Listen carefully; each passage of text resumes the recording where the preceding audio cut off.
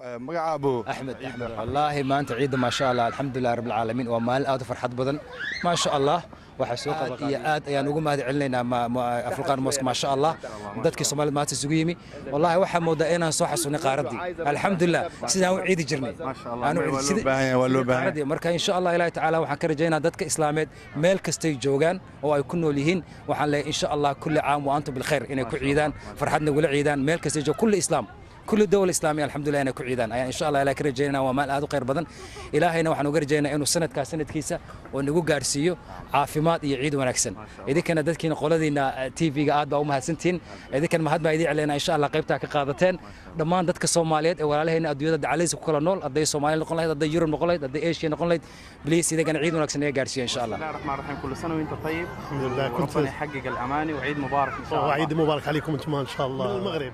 ما شاء الله ما شاء الله. مع الزوجة It was a really good thing to have this opportunity really because we don't have this all the time and it's great to see this sort of initiatives and for the community and it gets it get the community together and it makes big day. I think it's the best place يعني من أحسن الأماكن. أحسن من بيت الله. لا أحسن لكن لا هذه يعني في المغرب نصلي في مكان واسع يسمى بالمصلى وكل المغاربة بيجتمعوا من كل مكان فهذا المكان مثلا يتيح فرصة لجميع يعني في المستقبل إن شاء الله يعني ممكن يجمع يعني جالية بعدد أكبر.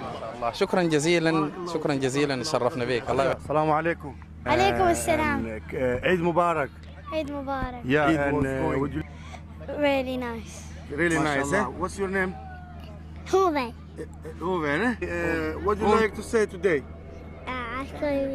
عيد مبارك. يا عيد مبارك. ما شاء الله ما شاء الله كل عام وأنتم بخير ما شاء الله. Okay, thank you. وعليكم السلام. عيد مبارك إن شاء الله. عيد مبارك. عيد مبارك. ما شاء الله ما شاء الله. Are you enjoying the day now? Yeah. You're gonna have some fun in the rides? Yeah. Where are you from? صوماليا. ما شاء الله عيد مبارك إن شاء الله. اسمي جبريل محمد. نحن فرحانين اليوم. اليوم عيد رمضان مبارك. ونحن صائمين 3 شهر من تبقى لنا منا ومنكم يعني الوقت الحارة الساعة الطويلة أكثر من 18 ساعة يعني الحمد لله ربنا تقبل. It's second time I came in here but first time I came into Ealing Common but the first time I came in here really what we need is to make one place all eat and to come together all the Muslim instead of separation in staying in the home. We are really nationality, but if we come all together in one park and one area to participate in Eid, Alhamdulillah, I think will be enjoy us and our kids as well, and everyone of Muslim, inshallah. Really, what first thing we think is building of society and showing the other people who live in the community that we are in one side and we enjoy on one hand. So other people will think and will follow us. It will be advertisement how Muslim and how Eid advertisement. I think it's last couple of years we start coming out while we are living a long time in this country. So we really enjoyed us and everyone, even in the local community, none of Muslim, they enjoyed it as well. وإن شاء الله يعودوا علينا وعلى الأمة الإسلامية بخير إن شاء الله. شكرا جزيلا. أيوب. What do you think of today? I don't know, just basically helping out, like picking up litters and everything, showing them the ways. أجر بلغة. جزاك الله خير ما شاء الله. Alright, جزاك الله. ورحمة الله وبركاته. magacay waxaa la xuseen shire muslimiinta meel kastoo joogaan baan salaamayaa gaar ahaan xaafadan Hanisrow aad iyo aad baan ugu iinay Soomaali badan iyo Muslim badan ayaa halkaan isku yimid aad iyo aad baan mataqaanta Ilaahayna ka rajaynay dambi dhaaf iyo inuu nasiyo waxaan kale toon Ilaahay ka rajaynaya ummadda Soomaaliyeed wixii codkayga maqlaana aan ka codsanaya dadka Soomaaliyeed dhibaato weyn baan la soo martay Ilaahana naga saari kara Ilaahayna waxaan ka rajaynayaa dawlad qayr qabto oo dadka iyo diinta iyo dalka dulmi Ilaahayna inuu u keeno ummadda Soomaaliyeed meel kastoo joogo Ilaahay qalbigeeda isku soo dumo in wixii wanaagana mataqaana talo isku dardaano xubaatadana la iska reebo wanaagna la helo. My name is Roble Ahmed Subo. I'm the event organizer. This is Hanslow and Eid. We're having an Eid in Hanslow, Lambton Park. We have been organizing this for the last 4 months. Alhamdulillah, we were successful. this is the day we have been longing for. As you all are aware, we don't have the mosques we have are not enough spaces. So we are very happy when we get this open space where we can perform our prayers with a large number. We had about 2,000 people. We had 2 times prayers. And after this, also we prepared fanfare for the children, where they're going to enjoy the whole day till from midday till about 8 o'clock tonight. As you are aware, is summer time, Right. so we need them to have the maximum benefit of the Eid. We also have our other events like football, food, drinks from very well restaurants, Somali foods, Asian foods, as you can see. And we organize all these first aid, all of them have. And the Somali restaurants also are very well-known restaurants. So we are enjoying the Eid, alhamdulillah. This is one of the Eid where all the Muslims pray together. We are very lucky to have this opportunity where all the Muslims are able to pray at the same time, and also children can play and enjoy the fanfare. Lastly, I want to say thanks for all volunteers, the imams who have been organizing this event. And I will absolutely give their thanks to Almighty God and to them. And I also would like to pass my sincere greetings, Eid Mubarak, to my family, both here, Kenya and Somalia. My name is Hunain Siddiqui from Hounslow. Alhamdulillah Rabbil Alameen. I feel very much like I did on the day when I made Hajj. I see Muslims of all colors, of all ethnicities coming together to pray to Allah Azza wa Jal for the month of fasting which they have just undertaken, that we have undertaken together collectively as an ummah. And mashallah, it's a very nice feeling to see that Muslims in this very small community is actually exemplifying the ummah as a whole in all of its colors and all of its manners. So I feel mashallah to be proud to be part of this ummah. Alhamdulillah, I think there are many things we can do as a community. I think the masjid is a place principally where we come together as a community center. Yes, it is for prayer, it is also for classes, it is also for community activism, it is also a place of gathering where people can come together and discuss the issues of the ummah. This was how it was in the time of the Prophet ﷺ. I think if Al-Furqan Masjid models itself on the Masjid of Al-Madinah in the time of the Prophet ﷺ, inshallah we will have a very successful community project going in the area that will be a dawah project towards the non-Muslims in our area, and will be a consolidation point for the Muslims in our area as well. So inshallah, the Medina model is the model we must embrace, inshallah. Message to the ummah as a whole. Allah Azza wa Jal says in the Quran, Inna hadi ummatukum ummatan wahida wa ana rabbukum fa'budun. This is one ummah. We have fasted globally together. We make Hajj together. We pray together. We make our Jummah Salah collectively together. And I say that our message to the whole ummah should be the message of unity, the message of coming together on the basis of La ilaha illallah Muhammadur Rasulullah in all our affairs, whether it's the smaller affairs or it's the larger affairs.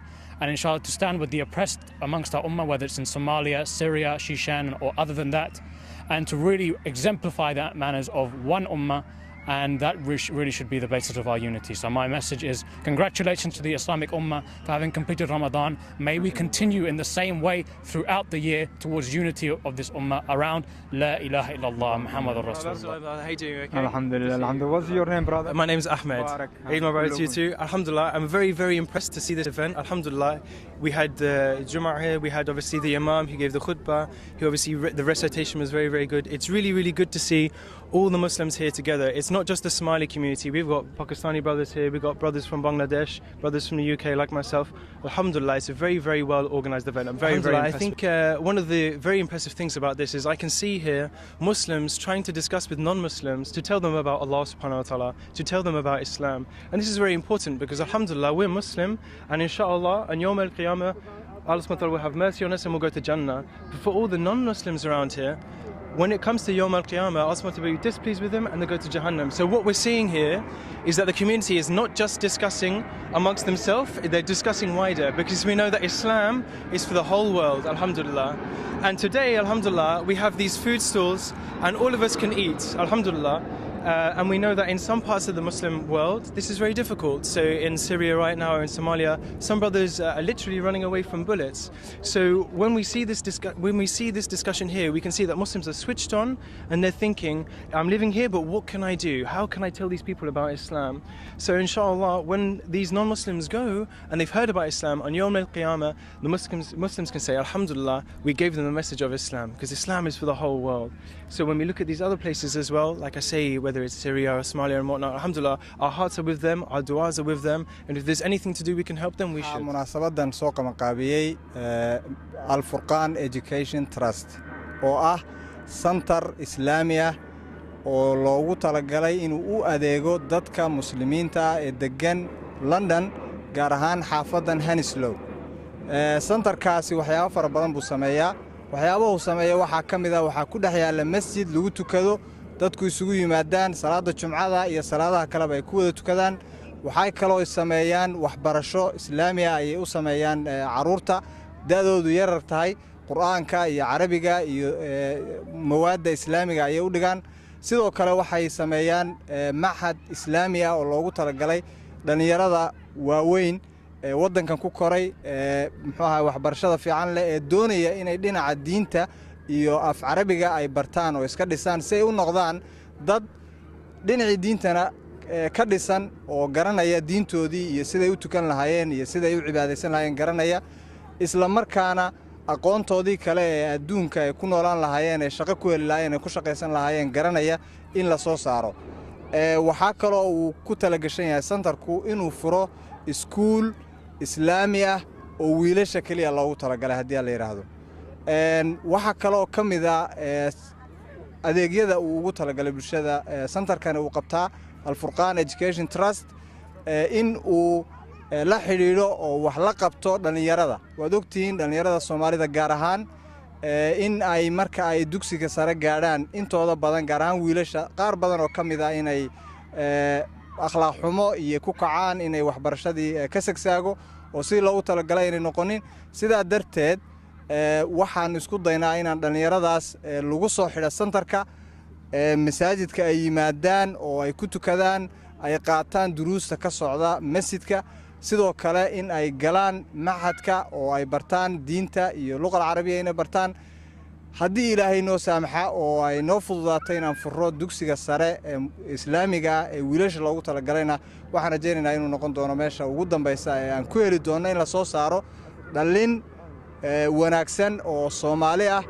oo garanaya diintoodii oo garanaya maxaa la yiraahdaa say u noolaan lahaayeen ee bulshadan ay la nool yihiin ula noolaan lahaayeen nolol fiican sida la socoto dadka muslimiinta maalinta ciidda ah sida sunnaha rasuulku sameyn jiray waxaa la tagi jiray meel banaana ayaa lagu ciidi jiray si ay dadka muslimiinta oo dhan isugu yimaadaan maalinta farxadda uga wada qayb qaataan isu salaamaan dadkii muddo dheer aan isarag ay soo arkaan isugu duceeyaan markay dad muslimiina meel khayr lagu hayo isugu yimaadaan malaa'igta ayaa u ducaysa taas annagoo ka duulayna ayaan waxaan ugu baaqnay community-ga inay isugu yimaadaan baagan aan u diyaarinay inay ku wada ciidaan ku wada farxad ku qaybsadaan sida darteed waxaan u aragnaa inay si fiican ugu dhacday saad la socotaan dadka muslimiinta runtii gaar ahaan dadka Soomaalida ah haddaynu Soomaalinahay dhib badan baa inaga haysta hadday noqoto waddankeeni hadday noqoto wadamada aan joogno intaba waxa aynu u baahannahay waxa weeye meesha asaaska inoo ah hadday noqoto dadka jooga qurbaha ee Soomaalida banaanka soo baxay waxaan leeyahay waxa aynu ku badbaadi karaa oo danteena iyo diinteena iyo dhaqankeena aynu ku xifdii karaa inaynu helo meelo xarumo santaro sida Al-Furqan Education Trust oo kala ah oo ay isugu yimaadaan oo ay danahooda ku qaybsadaan oo ku wada hadlaan oo caruurtooda ay wax ku bartaan dadka walaalaha ee Soomaalida ah ee jooga wadamada kale ama waddankeeni joogana waxaan oran lahaa runtii waxaan ugu ducaynayaa in Ilaahay maalintan munaasabadan khayr ka qabta ciida Ilaahay albaabadiisa oo dhan uu furay dadka muslimiinta inuu ducada ka aqbalo waxa ugu ducaynayaa in Ilaahay uu maxal yiraahdo khilaafka inaga saaro in danteena ina garansiiyo in aynu Ilaahay nabadii iyo jiritaankeeni iyo Soomaalinimo iyo dawladeeni Ilaahay inuu inoo soo celiyo ayaan inoogu ducaynayaa waxaan leeyahay taas waxay ku iman kartaa dadaal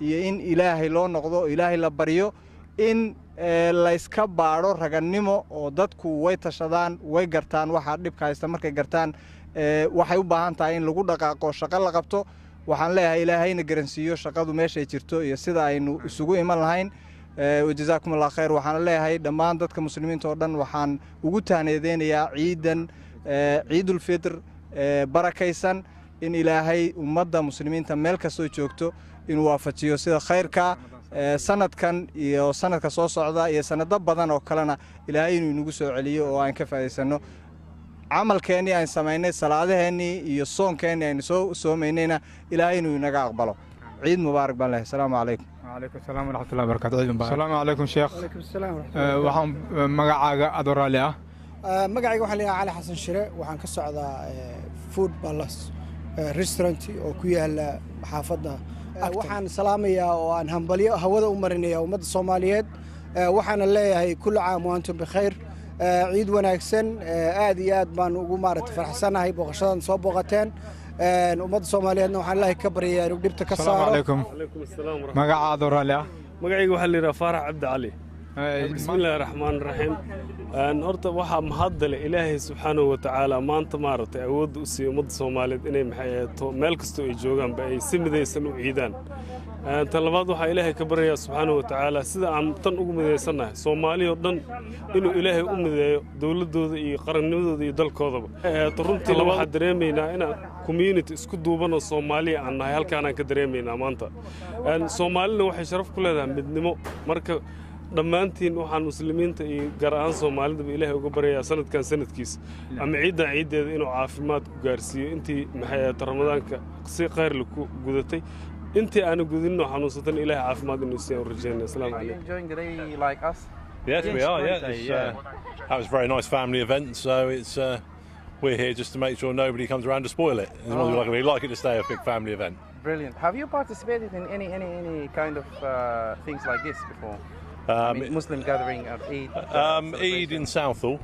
So we normally work over in that area, so which is all part of the London Borough of Ealing, where we're from. Right. So they just come across and, you know, we do all the different festivals for the different religions, and Eid obviously falls in amongst it. Family event, so it's only a few police officers just ensuring everybody's safe and well.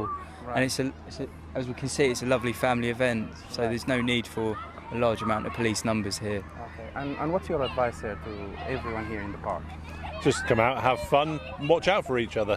That's the best we can do and have a good time. Right. Thank you very much, guys, and I hope you enjoyed the day as well. Thank you. And Eid Mubarak. Bismillahir Rahmanir Rahim. Waxaan joognaa London maanta waa ciidii soonfur weeyaan. Waxaan ku ciideynaa baaga weyn ciyaalkii caruurtii hooyooyinkii aad iyo aad baan u faraxsanahay. Alxamdulillah Ramadaantii si khayr leh noogu dhamaatay. Waxaan rajaynayaa ciideeda inaad si wanaagsan Ilaahay nagu gaarsiiyo caafimaad cimri dherer. Thank you. Adiguna waad mahadsantihiin.